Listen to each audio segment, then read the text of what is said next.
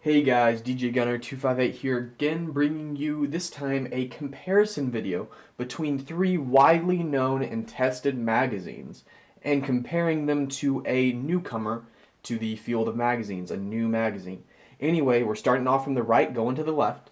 We have the USGI age-old standard USGI issue magazine with a upgraded anti-rotational, anti-tilt follower, because if it didn't have that, it wouldn't stand a chance compared to these other magazines if it did not have that upgrade. To the left of that, we have the Troy Industries Battle Mag, which some people use. They've been around for a little while. They're kind of new, that's a decent magazine. But to the left of that, we have the standardized, well-known for reliability and cheapness and economy and everything, is the Magpul PMAG. This is the Gen 2 version, which I use and I love. I mean, there's the Gen 3 version out there, but I fell in love with the Gen 2 for whatever reason, and I'll get to that later. But to the far left, we have the newcomer, which is the Hex Mag. So I'm going to be comparing these and just sharing some of my opinions on them. We'll see how long this video is. Hopefully I can get it down to pretty short. Anyway, let's go ahead and start off with comparing them by comparing their weights. Now, weight is a pretty important thing to some people. I'm not sure how important I would say it is when it comes to magazines, because I don't know, it's pretty insignificant. Now, there is a lightest weight magazine, and let's see if you can see that. You can kind of see that. Let me try and tilt this in your favor so you can kind of see that. Anyway, I'll tell you out the weights out loud. We're measuring in ounces right here. So we'll start up with the lightest one, which is the USGI magazine. That magazine is 4.1 ounces. So that's the lightest magazine. The second lightest is the Troy Industries Battle Mag, coming in at 4.2 ounces. And then the third lightest is the Hex Mag, which is 4.4 ounces. So, and then the heaviest is the Magpul PMAG, windowed version, at 4.8 ounces. And as far as I'm concerned, I'm pretty sure that the windowed version is lighter than the non-windowed version. So this is the lightest form of the PMAG you can get. And again, this is a version 2. So what are you getting for the different weights? Let's go ahead and first look at the standard USGI magazine. Let me go ahead and show you this.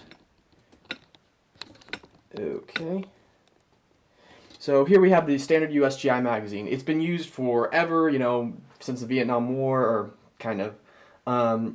Anyway, the reason why I say you need to have a anti-rotational follower or anti-tilt follower is because I have used some and they failed me time and time again. This is the only standard USGI mag I actually like to use, because it's our only USGI mag that has an anti-tilt follower. There's just several reasons which make anti-tilt followers far superior. I mean, if you even have one and just test it out, you push it on one corner and the rotation or the follower will just rotate and flip over, and it's just not good for anything, especially when you're wanting to feed rounds reliably. So that's one disadvantage, is if you don't have an anti-rotational follower. Another disadvantage is probably ergonomics. It's made out of aluminum, which is really slick, and there's no, I mean, you can always put grip tape on it, but there is no initial retention or whatever for your hand to grip on. There's no built-in way to keep it from slipping out of your hand, which is kind of a downside. Also, ergonomics, you know, it doesn't feel as good. And I mean, I guess they get cold, but that's kind of a minor thing. You should be wearing gloves anyway. But yeah, there's the standard USGI mag, which is a pretty good magazine. I don't prefer them, but if you do, that's fine. Oh, and another good thing about USGI mags is that they are super slim, and you can fit them into double stack mag pouches consistently, because that's what most mag pouches are made for. That's another thing which I almost forgot to talk about, which a lot of these other mags can't do. Now, what can do that is the Troy Battle Mag, which is also pretty dang slim in profile. It's very slim. Now, it does have retention, or I don't even know what to call it, uh, resistance surfaces on it. You can see the scales on it. It is actually pretty slick compared to some of the other mags that we'll get to later. Now, I don't really have any problems with this mag. It hasn't failed me or anything. Well, it has failed me. It hasn't failed any magazine feeding issues. There's been none of those.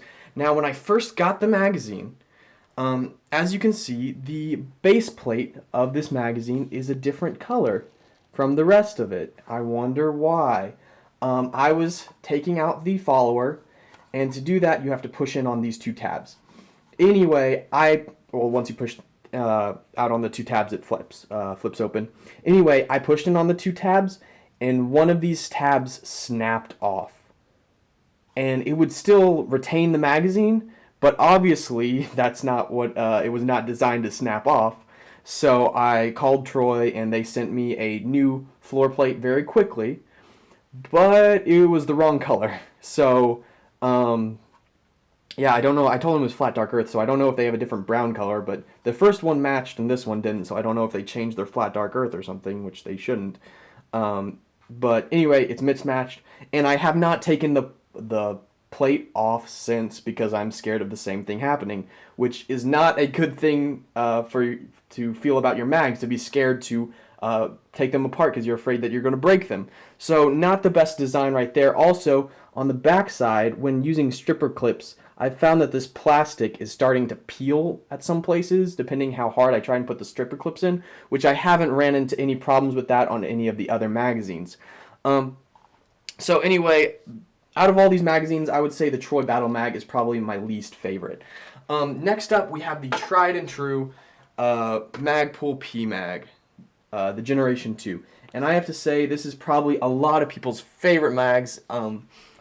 Honestly, it just comes down to economy and reliability. I mean, there's been so many torture tests. This is really the industry standard magazine at the current time. I mean, you have people that prefer other different magazines, but it's pretty much generally agreed that there is no reason not to get a PMAG at around $14 a pop or less if you're getting the Generation 2 PMAGs instead of the Gen 3. They're just so cheap compared to some other mags like the USGI mags. I mean, I've seen them running like $30 a pop at some local gun stores, not online, of course.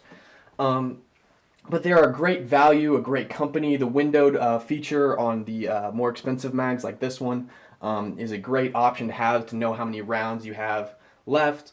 They're just a great magazine, and I don't think I really need to tell you about how good they are. Now, here is when the main contrasting comes into play, which is the Hex Mag. This magazine has kind of been made to rival the PMAG. It's similar price point. I've tested them out pretty efficiently, and they have pretty much the same reliability. They're a pretty good mag overall, but they have some distinct features over the PMAG. First, let's talk about the grippiness. I can never figure out what to call this. The retention in your hand of the magazine. Here the PMAG has ridges that kind of grip your hand. Now they're really pretty shallow. I know that they beefed them up in the Generation 3, but not super substantially, the ridges. Now the Hex Mag has this interesting hex pattern, obviously why they call it the Hex Mag, on the side of the magazine. And it actually does a pretty good job of retaining or providing resistance for your hand. Anyway, I would say on the sides of the magazine, I would actually give it to the retention to PMAG instead of Hex Mag. Even though it is more dimpled and there's more ridges to provide resistance against your hand and avoid slipping, it actually comes down to the material that the magazine is made out of. The Hex Mag is very well made. It's a great polymer, and so is the PMAG, but it seems like it's a different kind of polymer. This, the Hex Mag, is more of like a smooth polymer, where it is very like a standardized plastic, but the PMAG is kind of porous, and it's a hard thing to describe, but it seems more resistance on the. It seems like there's more resistance on the sides of the PMAG because of the type of material they use. Now, you can fix that with the Hex Mag, because another cool thing about the Hex Mag is they rely on a lot of customization. You can get these little hexagonal shaped pieces of like sandpaper or like skateboard tape that you can buy straight from Hex Mag, and they come in different colors: flat, dark earth, gray, black. Anyway, you put those in there, and that locks your fingers onto that surface. So you're going to be adding a little bit more weight, and they'll probably be about the same weight as a PMAG at that point, even though they're a little bit lighter at the moment without any modifications. But it is a great option to allow you to have, like, lock your hand on the side of those magazines. Now, probably in my opinion, the more important part than the sides of the magazine right here is the front and back of the magazines when it comes to gripping them and pulling them out of the magwell. Now, the reason that is because those are the two major contact points where you're applying a force. You're not squeezing with the tips of your fingers. You're squeezing with the inside of your palm and your knuckles out here. That's how you're squeezing. You're not squeezing like this. So the more important part of the retention issue is on the front and back, which I say the Hexmag wins hands down. Now, you have the same little ridges that are on the sides on the front of the PMAG, but on the Hexmag you get these very deep ridges that are extremely resistant, and then same on the back side, which really lock your fingers in there. And I would say even with the slicker polymer, the Hexmag wins in retention there. On the PMAG, you know, there's just not too much in the form of retention. Also, going back to customization, they make these vinyl type decals that you can put over the Hexmag. There's a lot of cool customization. In the end, what would I recommend? I don't know. Oh, there's something else I forgot. With the Hexmag, there is a identification system that they are also marketing. It is a color-coded marking system, sorry, for identifying which mag has what ammo in it. This is going to be useful if you're using a suppressor. You can have magazines marked as subsonic or supersonic, or how I see this being effective is for 300 blackout users who also have 5.56 rifles, which is probably most 300 blackout users, because it looks almost identical, or the magazines take the same magazines, takes the same bolt carrier, everything. You know the dangers of accidentally loading a 300 blackout round into a 223 Wild or 5.56 barrel.